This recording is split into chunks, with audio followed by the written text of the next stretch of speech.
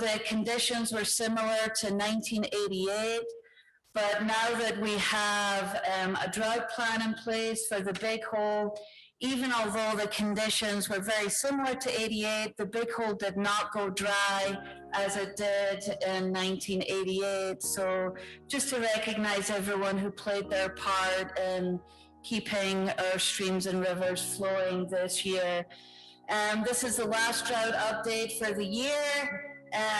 We'll continue to watch conditions, and hopefully it keeps raining, it turns to snow, rains through the spring and summer, and you won't need a drought update next year.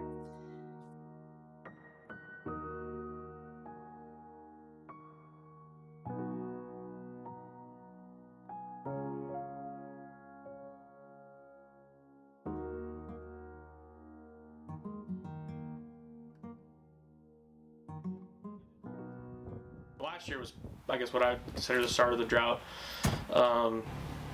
We had kind of an average snowpack coming into about 1st of April, which is where we're about this year, a little bit below average.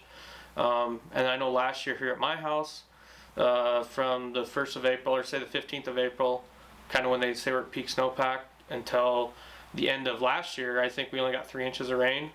Average for here, at least on my rain gauge, average is probably somewhere between 7 to 8, so we were probably half of our normal precipitation. Whether you're in the ag community or you're in the recreation business here, we all depend on the water and the weather, and it affects everyone negatively. For me, that's meant reducing how many cattle I'm stocking on the ranch, because we're producing less tons of hay. We just have less grass available in our rangelands. So if we don't get rain, we're not going to get grass to grow. So it's been difficult.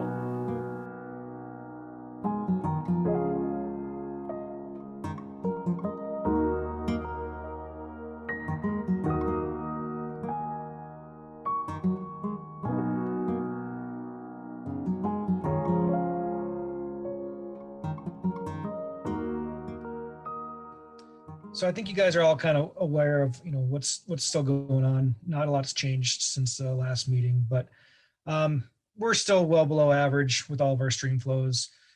Just a couple notes: the Mud Creek, Maiden Rock Glen, and then the Big Hole near Twin Bridges are currently reporting minimum stream flows for this date of based on their period of record. The upper Big Hole sites, associated with the CCA, they're all below our minimum target flows. The Wisdom and the Melrose gauge are close to the minimum flows. Coincidentally, they both occurred in 1988, and the Wisdom gauge was obviously 0, it was dry, and the Melrose was reporting a minimum of 100 CFS, and then right now we've got about 140 CFS in the Melrose gauge.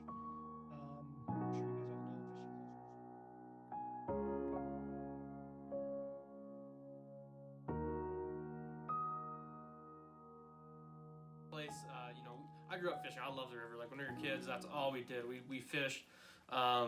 We spent a ton of time on the river. Me and my good friend Dave would be out after school every night fishing.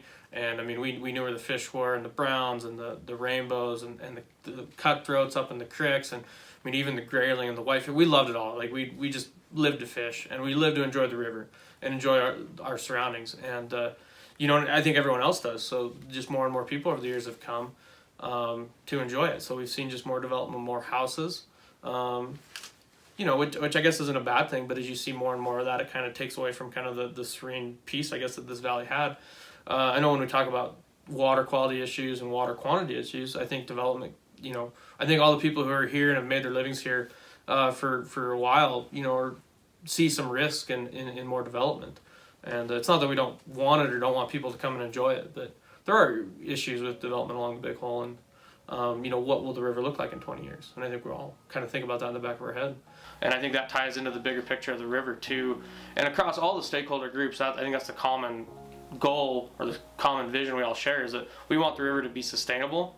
We want to make our living here, we want to make our livelihoods here, and we want to maintain the resource for ourselves and for the next generation.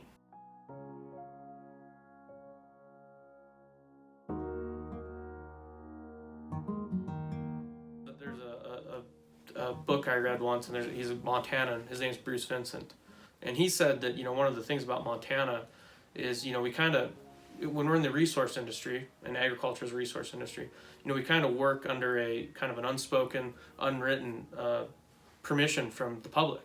And the public comes out and enjoys places like this. Maybe for their summer breaks, maybe they come from a big city and they come out here for 2 weeks in the summer and they love it and they enjoy it, and they want to make sure that when they're at home, that we're preserving it for them.